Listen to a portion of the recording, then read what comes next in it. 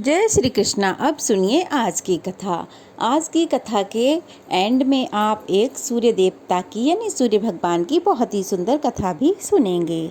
भगवान शिव को इस तरह तपस्या में लीन देखकर सूर्य भगवान कहने लगे, वत्स, मैं तुमसे बहुत प्रसन्न हूँ, वर मांगो। मैं वर देने के लिए ही यहाँ प्रस्तुत हुआ हूँ। इस पर महादेव जी ने सूर्य नारायण को साष्टांग प्रणाम किया और उनकी स्तुति की और इस प्रकार कहने लगे, हे देव, आप मुझ पर कृपा कीजिए। आप जगतपति हैं, आप संसार का उद्धार करने वाले हैं। मैं आपके अंश से आपके पुत्र रूप में प्रकट हुआ हूँ। आप वही कीजिए जो एक पिता अपने पुत्र के लिए करता है। यह सुनकर सूर्य भगवान कहने लगे, शंकर, जो तुम कह रहे हो उसमें कोई संदेह नहीं। मेरे ललाट से तुम पुत्र रूप में उत्पन्न हुए हो। जो तुम्हारे मन में हो वो वर मांगो। तो महादेव जी कहने लगे, हे प्रभु, अगर आप मेरे ऊपर संतुष्ट हैं तो मुझे अपनी भक्ति प्रदान कीजिए, जिससे मैं देव, दानव, गंधर्व, राक्षस आदि पर विजय प्राप्त कर सकूं और मैं युग के अंत में प्रजा का संहार भी कर सकूं। हे देव, मुझे उत्तम स्थान भी प्रदान करें। भगवान सूर्य ने कहा, ऐसा ही हो।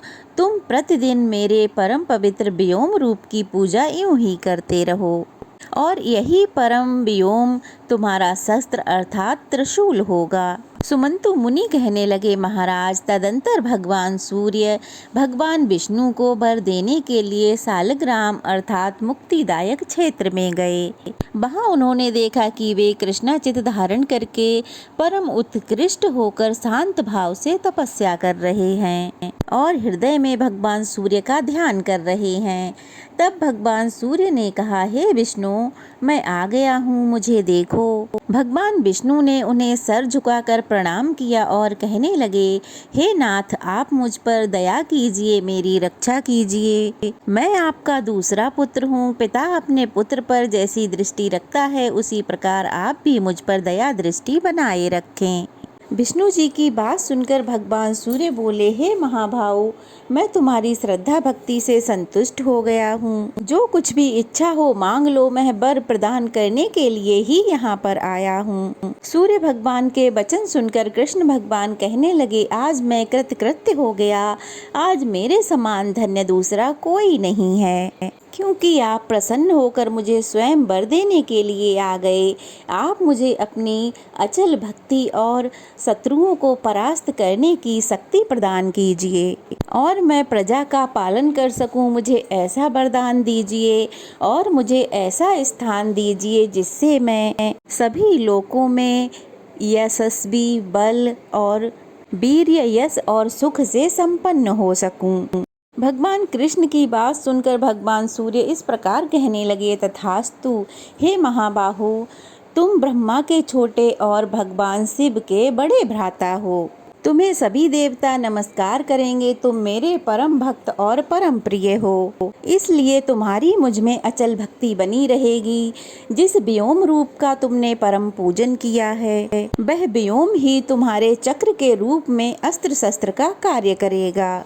यह सभी आयुधों में उत्तम और दुष्टों का विनाशक है। समस्त लोग इसे नमस्कार करते हैं। सुमंतु मुनि कहते हैं, हे राजन, इस प्रकार भगवान भास्कर भगवान विष्णु को वर प्रदान कर अपने लोक को चले गए और फिर ब्रह्मा, विष्णु तथा शंकर ने सूर्य भगवान की पूजा कर सृष्टि पालन और संहार करने की शक्ति प्राप्त की।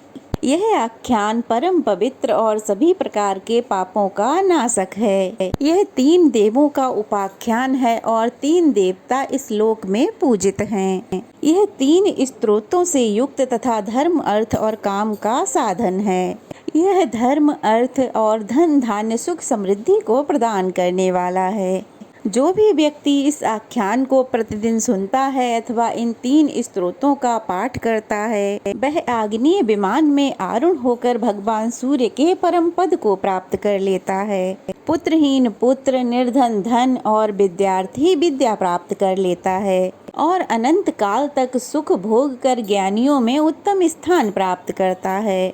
अब सुनिए अध्याय 27 से लेकर अध्याय 29 तक का वर्णन।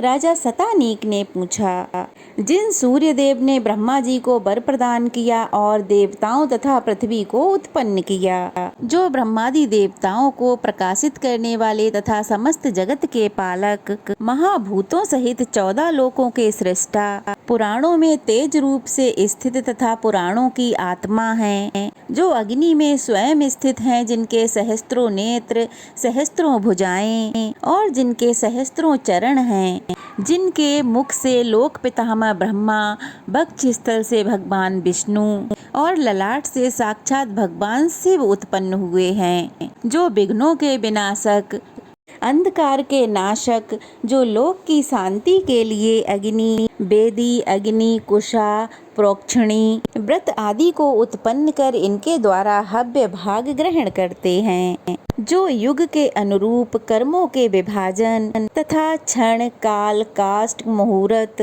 तिथि, मास, पक्ष, संवत्सर, ऋतु, कालयोग, विविध प्रमाण और आयु के उत्पादक तथा विनाशक हैं, और जो परम ज्योति और परम तपस्वी हैं, जो अच्युत तथा परमात्मा के नाम से जाने जाते हैं, वे ही महर्षि कश्यप के यहाँ पुत्र रूप में कैसे अवतरित हुए। ब्रह्मादि देवता जिनकी उपासना करते हैं तथा जो वेद वेदाओं में उत्तम और देवताओं में श्री विष्णु हैं, जो सौम्य में अति सौम्य, अग्नि में तेज स्वरूप हैं, मनुष्यों में मन रूप में तथा तपस्वियों में तप रूप से विद्यमान हैं, जो विग्रहों में विग्रह हैं, जो देवताओं तथा मनुष्यों को उत्पन्न करने वाले हैं, वे देवों के देव भगवान सूर्य किस लिए अदिति के गर्भ से उत्पन्न हुए। हे ब्राह्मण, इस विषय में मुझे आश्चर्य हो रहा है। भगवान सूर्य की उत्पत्ति से आश्चर्यचकित होकर मैंने आपसे उनके आख्यान को पूछा है। हे महामुने, भगवान सूर्य के बलवीर्य, पराक्रम, यश और उज्ज्वलित तेज का आप वर्णन कीजिए। सुमंतु मुनि बोले, हे राजन, आपने भगवान भास्कर की उत्पत्ति के रूप में बड़ा ही जटिल प्रश्न पूछा है। मैं अपनी सामर्थ्य के अनुसार कह रहा हूँ, आप श्रद्धा और भक्ति पूर्वक सुनिए। जो भगवान सूर्य सहस्त्रों नेत्रों वाले, सहस्त्रों किरणों से परिपूर्ण और सहस्त्रों सिर तथा सहस्त्रों हाथ वाले हैं, जो सहस्त्रों मुकुटों से सुशोभित तथा सहस्त्रों भुजाओं से अभियत हैं, समस्त लोकों के कल्याण करने के लिए अनेक रूपों में अवतरित होते हैं, वही भगवान सूर्य कश्यप द्वारा अदिति के गर्भ से उत्पन्न हुए। किस प्रकार सूर्य देव ने माता अदिति के गर्भ से जन्म लिया, इसका वर्णन आप लोग अगले अध्याय में जरूर सुनिएगा। आइए अब सुनते हैं सूर्य भगवान और एक ब्राह्मण की कथा। एक बार एक ब्राह्मण थे, वह सूर्य भगवान के भक्त थे, हर समय सूर्य देव की भक्ति में ही लगे रहते थे। स्नान करते और कहानी कहने के लिए बैठ जाया करते थे, लेकिन वे कमाते कुछ नहीं थे। ब्राह्मणी उन्हें कमाने को कहती, जब वे बाहर जाते तो अड़ोसी पड़ोसी उन्हें निकम्मा कहकर छेड़ते थे। एक दिन वह नहा धोकर अपने पूजा की सामग्री साथ लेकर जंगल में चले गए। वहाँ एक पीपल के पेड़ के नीचे बैठकर पूजा पाठ की और वहीं बैठकर सूर्य देवता की कथा कही। वहीं पीपल के पेड़ के पास एक सूखा तालाब भी था, लेकिन उसमें थोड़ा सा पानी था। उसी तालाब से जल भरकर उन्होंने सूर्य भगवान को अर्घ दिया। जिस जगह पर उन्होंने सूर्य भगवान को अर्घ दिया, वह बहता हुआ जल पीपल के पेड़ में चला गया और थोड़ा सा जल उसी तालाब में चला गया। जल के जाते ही वह सूखा पीपल का पेड़ हरा भरा हो गया और वह सूखा तालाब जल से लबालब भर गया। अब उस जल में सूर्य भगवान दिखाई देने लगे और प्रसन्न होकर कहने लगे, हे ब्राह्मण देवता, मैं तुम पर अति प्रसन्न हूँ, मांगो, क्या मांगते हो। सुनसान जंगल में ब्राह्मण देवता ने जब यह आवाज सुनी तो वह डर गए। उन्हें लगा पीपल के पेड़ में कोई भूत रहता है। उन्होंने अपनी पूजा सामग्री उठाई और वहां से घर की ओर भाग गए। अगले दिन वह फिर आए, पूजा की तो उन्हें फिर वही आवाज सुनाई दी। ऐसे ही रोज रोज जब वह पूजा करते उन्हें वही आवाज सुनाई देती। अब रोज रोज ब्राह्मण देवता को वही आवाज सुनाई देती, मांगो, क्या मांगते हो। यह सब सोच सोच डर के मारे ब्राह्मण देवता दुबले होने लगे।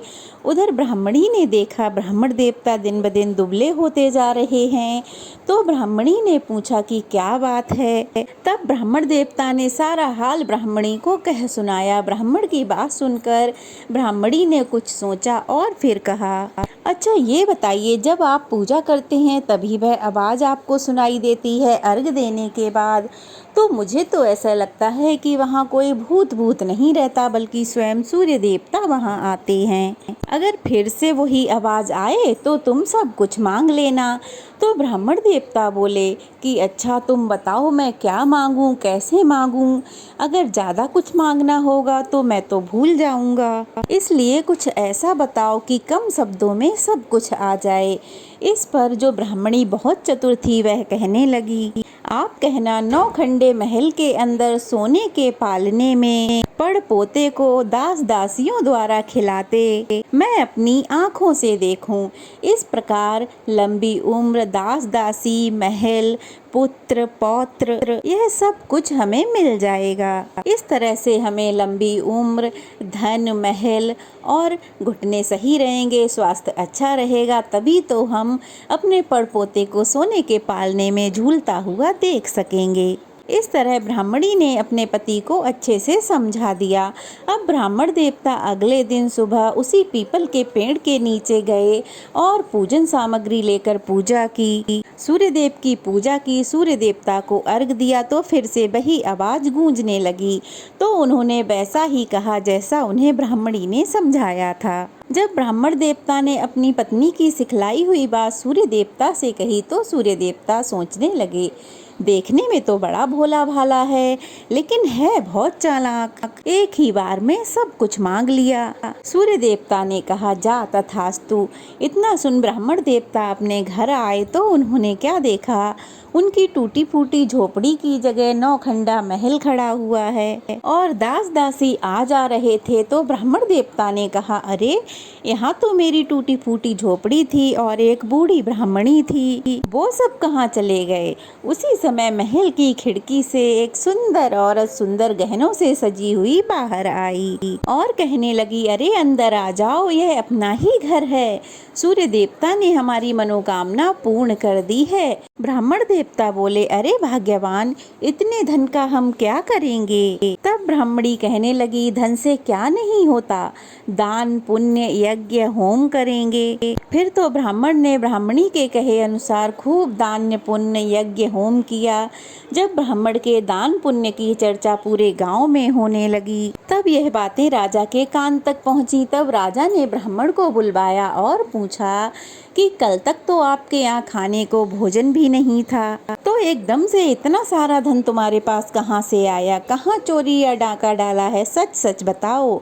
तब हाथ जोड़कर ब्राह्मण देवता कहने लगे, हे महाराज, यह सब तो सूर्य भगवान की कृपा है। और ऐसा कहकर सारी कहानी उन्होंने राजा को बता दी। तो राजा हाथ जोड़कर कहने लगा, हे ब्राह्मण देवता, मेरा कोई पुत्र नहीं है, मुझे क्या करना चाहिए? राजा के पूछने पर ब्राह्मण ने सूर्य देव की पूजा विधि राजा को बता दी। राजा ने पूजा की और कुछ ही दिन में उसकी रानी गर्भवती हो गई। 9 महीने बाद उसने एक सुंदर पुत्र को जन्म दिया। यह सब देख और सुनकर सब लोग सूर्य भगवान की जय जयकार करने लगे। हे सूर्य भगवान, जैसे आपने ब्राह्मण और राजा को दिया वैसे ही हर किसी को देना। इस कहानी को कहने वाले सुनने वाले सबकी मनोकामना पूर्ण करना। प्रेम से बोलो सूर्य भगवान की जय। आज की कथा वीडियो कैसी लगी कमेंट बॉक्स में बताइएगा। अच्छी लगी हो तो वीडियो को लाइक करके शेयर करें और नए हैं तो प्लीज़ चैनल को सब्सक्राइब करें। राधे राधे।